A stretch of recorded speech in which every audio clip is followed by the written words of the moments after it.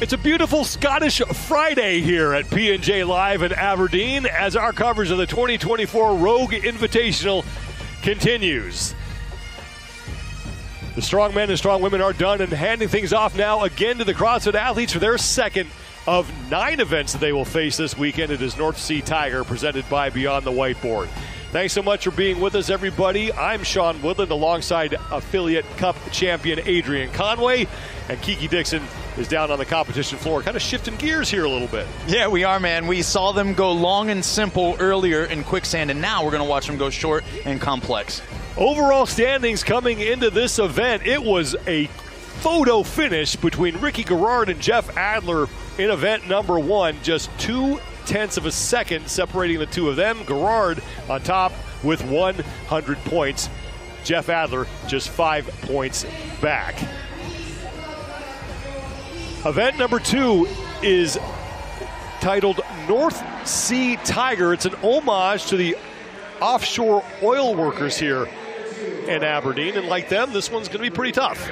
Man, it is going to be very tough, and it's a great title to go with a great test of fitness. It's 32 calories on the Echo, 16 ring muscle-ups, 8 squat snatches at 225, and then shuttle runs to finish. This is high skill and high pressure. What do you have to do to be successful in an event like this? Oh man, you got to bring the BCAAs, and what I mean by that is balance, coordination, accuracy, and agility. Because it's high-level skills that are going to be put in demand, it's a lot of pressure. Athletes had to practice to get there, and then you got to balance risk versus reward. The athletes are going to be moving fast, but one faulty rep will cost you not just one spot, but many. Sam Cornway getting set, as he had a pretty solid performance in event number 1, taking heat number 1. He'll be in lane 1. Now, Guy Mayeros is down in lane number 9. Anytime there's a barbell that he's got to cycle, you know he's going to enjoy that. And Jay Crouch is going to be in lane 6. He's another athlete we're watching here. Yeah, that's right. You mentioned, Guy, and he's got a listed snatch at 310 pounds. Now, 225 is not a lightweight, but relative to what he can handle, he's someone that we got to watch coming off these rings and perhaps considering touch and go reps at 225. Heat 1 is underway. 32 calories to open up on the Echo bike. We talk about risk versus reward here, Sean, and this is where a lot of athletes, you see Sam Cornway looking to his left at Jorge Fernandez. They're like, hey, how fast is this guy going? How quickly are his handles moving front to back? This is how they kind of gauge the perceived speed of one another. And the hard part about this event is that if you start too slow, trying to be conservative, you will fall back behind. Jay Crouch, one of the guys in the heat that we mentioned we're watching, he's extremely well-rounded, Sean. He's worked on his strength throughout the years. We've seen him finish as high as 8th place at the CrossFit Games. And now here, this will be a chance for him to make his way up the leaderboard. Right now, it's Georges Karavis, who's through 26 and now 27 of those 32 calories. Closest to 32 cals. Chandler Smith creeping up as well. After this, it's the 16 ring muscle-ups. Now, Karavis is done first. He's down in lane 10. Top of your screen now in the middle. First man to the muscle-ups. There were a couple things that stood out to me when I watched what this event actually entailed in North Sea Tiger, and it was the number of muscle-ups that they prescribed. 16 is that perfect number, Sean, where a lot of our men are questioning, do I go unbroken? I can, but should I? And does it set me up well for ring muscle-up? So we're going to watch these guys make some really hard choices at this second movement. Well, Chandler Smith was the second man to the rings. He's in the middle of your screen. The white top.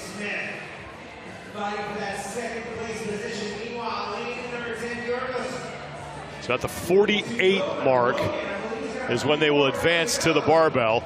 And Karavis has just now 1 rep remaining. And he is done, and he will face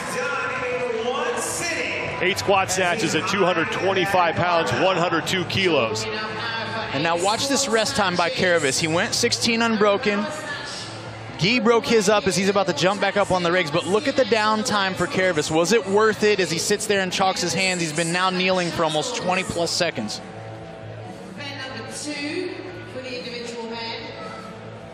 Yonakoski is also finished. He's in the backwards white hat. Background of the shot you're looking at now. Left side now. Here comes Guy Mayeros belting up. And he will most likely make quick work of this barbell. My. And that's what we were looking for, Sean, that first rep. It's important to catch a groove and find that settling point with 225 in the bottom of that squat, and Guy's done it right out the gate. It was not long ago when cycling this barbell like this at this point in an event would be something that was just fantasy for everybody. You're no doubt about it, especially for men who can actually do 16 unbroken ring muscle-ups. We've had guys in our sport historically, but to do these two movements at this threshold back-to-back, it's amazing. Maieros has got to hit that 56 rep mark before he moves on to the final portion of this event, the 6 shuttle sprints. Yeah, looking for the depth on the squat snatch.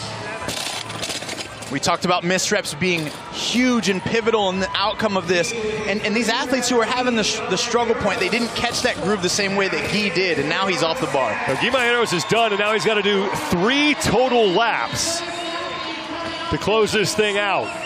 He's got to go. These guys are watching his time, man. He's got an opportunity to really set the tone for a fantastic time. He's got to put some pedal down to that metal. Maieros with a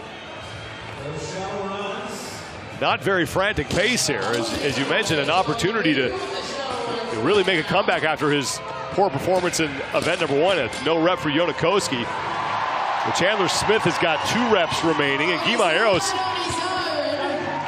is just about done. Go, Guy.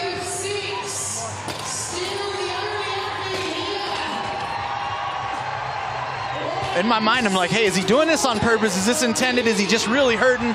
But this is where you got to full send it. I mean, there's not going to be many men that can cycle that 225 like him. He had to have urgency here in these shuttle runs. Now Smith, Quant, Jorgen Karl Gudmundsson, and Joris Karavis are on to the shuttle runs as well.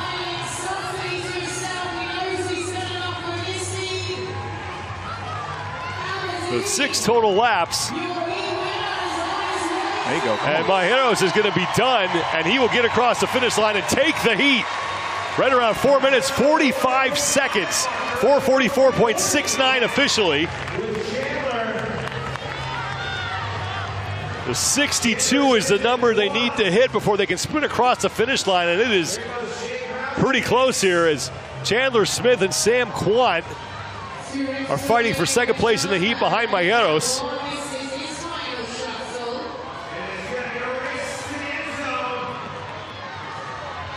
And Quant and Smith make that final turn at the same time and now headed back to the finish line. And it's going to be Chandler Smith just edging out Sam Quant. Woo! We're going to have our fair share of those this weekend, I have a feeling. 0.2 of a second separating them. Now Karavis crossed the finish line as well at 535.54 seconds. Now more men coming in. Cornwallis is in. Jorge Fernandez. Heinrich Happolainen has finished up.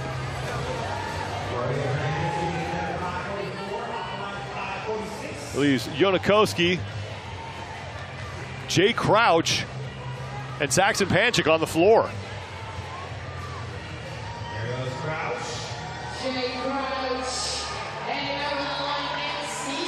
And now Crouch crosses the finish line.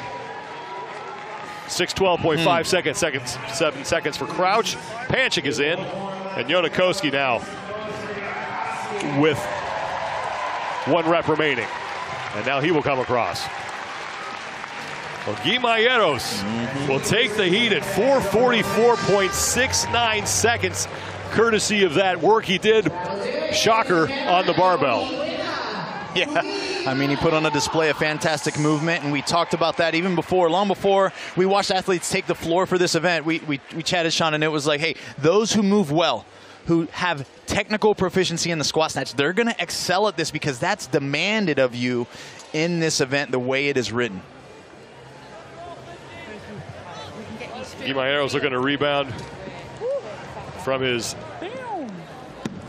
damage control performance that saw him took dead last in event number 1, pardon me. And yeah, he knew what he could do, Sean. I think he trusted his ability. He gave us that big smile before he took the floor. He paced these ring muscle-ups just right. Didn't go unbroken like we saw Karavis do.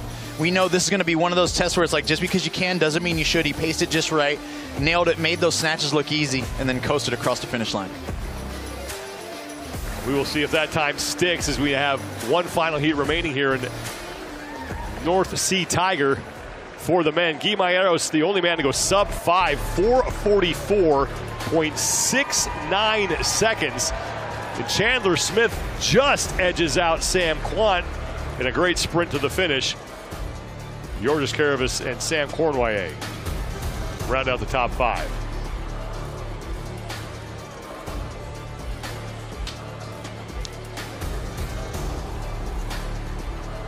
Heat 2 of Event 2. North Sea Tiger, presented by Beyond the Whiteboard. Let's take another look at what we're up against here. Yeah, man. We know that this is pure CrossFit. It's 32 calories on the Echo Bike, 16 ring muscle-ups, 8 squat snatches at 225 pounds, and then they finished with 6 shuttle sprints, which looked a little less like sprints. I like this element because I think it affected some athletes' pacing. They didn't know how far or how it was going to feel. I'm interested to see how Heat 2 takes the floor and if they run faster to finish this one. Now, you've seen one heat.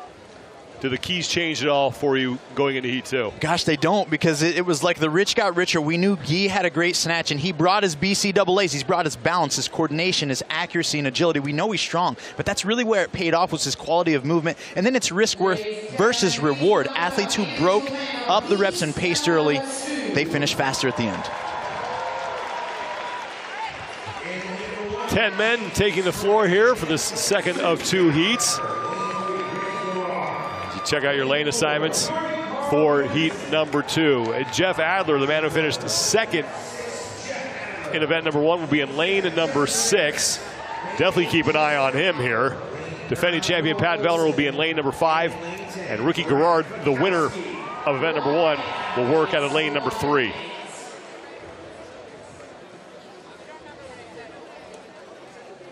And there is Ricky Garrard, who had the comeback of the day so far. It looked like he was pretty much out of contention for an event win earlier, but a late sprint to the finish allowed him to just edge out Jeff Adler and pick up the 100 points.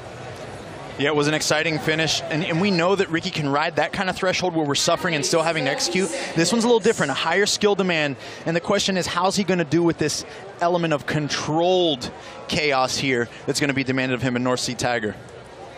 There is Dallin Pepper, comes in 10th place overall. Second fittest on earth this year, man. We're going to see who's the king of the Echo Bike. He or Jason Hopper here in this little event. They love to go head-to-head on the Echo Bike, and this is a great way to start this event.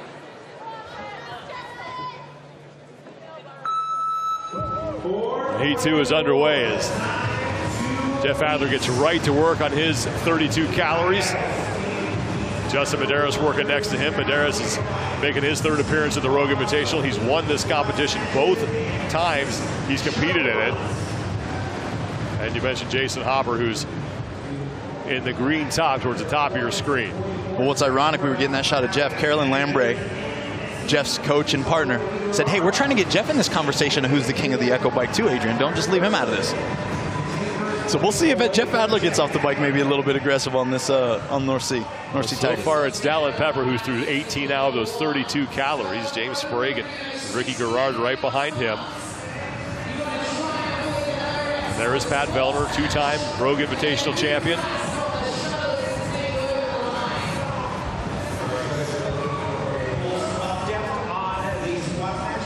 Hands up for Pepper.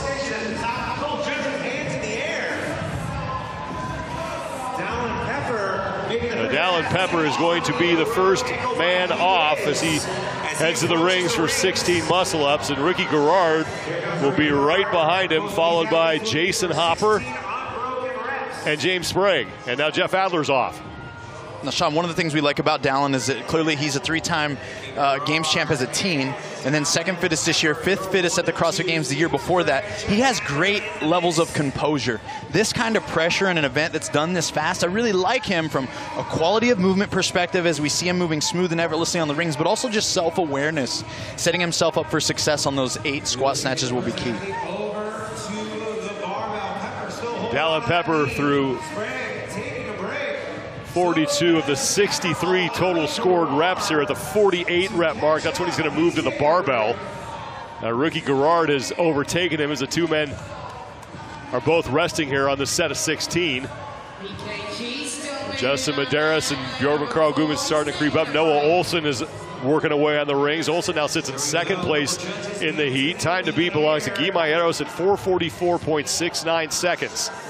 And all these men, veterans in the space, understanding it's not a race to the barbell, it's a race through the barbell. So, hey, we're breaking up our ring muscle up so that we can hit good positions and execute these squat snatches and be 8 for 8. That's the goal in all their minds, 8 for 8.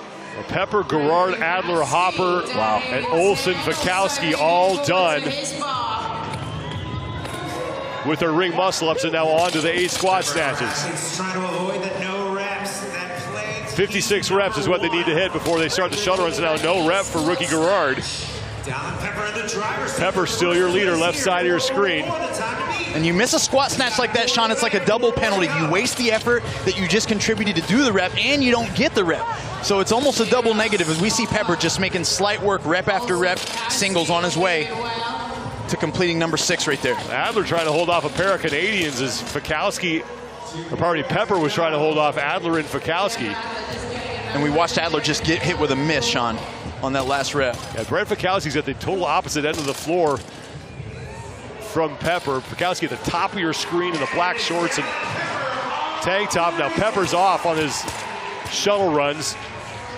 You get 1 rep for every lap, so at the 62 rep mark, he sprints across the finish. And Ricky Gerard laboring through these reps as Dallin Pepper looking to run away with this heat and track down Guy Maieros. And now Brent Fikowski's going to be the second man onto the shuttle run. No surprise. Hey, everybody that's tuning in, watching this, a fan of CrossFit, practice your movement, move with quality. It is going to pay off tremendously in your training and your competing. Those two are some of the best movers in our sport, and I think that's why they're leading this heat.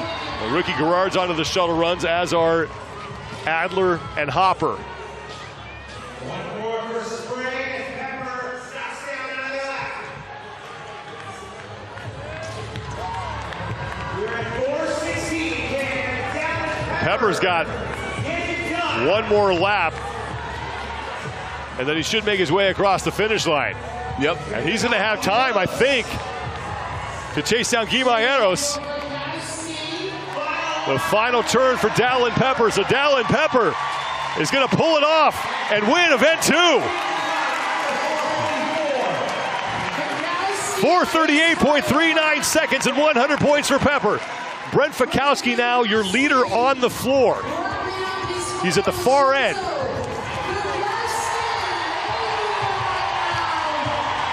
Now Fikowski is across. Sean, you never have to guess how it felt for Brent. He's always going to let you know about the look on his face, always. Hopper and Adler are in. Wow. And now Ricky Gerard, not having to outsprint anybody towards the finish, will take 5th place in the heat. Pat Vellner finishing up. The Sprague, Gudmundsson, Medeiros, and Olsen out on the floor. Now Sprague is in.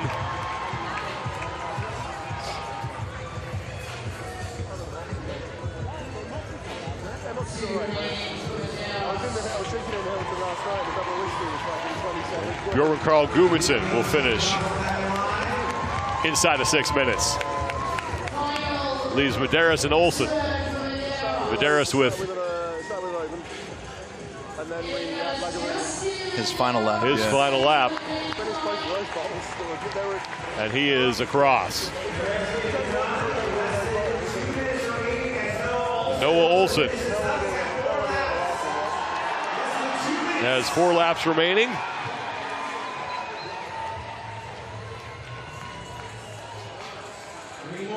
We talk about this, I'm sure we'll mention it several times, but Noah coming off that Ironman, mentioning he was just really getting back to training, feeling some loading on his spine and his legs for the first time in a while. Of course, he didn't let his CrossFit training take a complete backseat. He didn't take completely off, but hard to balance with the volume that he had to prepare his body to withstand last weekend. And so a movement like this squat snatch, you wonder how often was he able to expose himself to it in prep leading up to this. But he's out there selling his soul to it, though, representing and putting on a show for everybody.